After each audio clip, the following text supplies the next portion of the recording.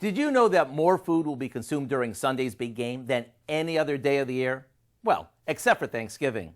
It's true, and while you won't find turkey and mashed potatoes on the menu, there's a pretty good chance your typical game day favorites will include chips and dip, pizza, wings, and lots of ice-cold beer.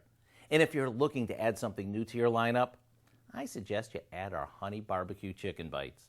And to make these flavor-packed bites, we mix together some crushed cornflakes with paprika, onion and garlic powder, and some salt and pepper, and we set that aside.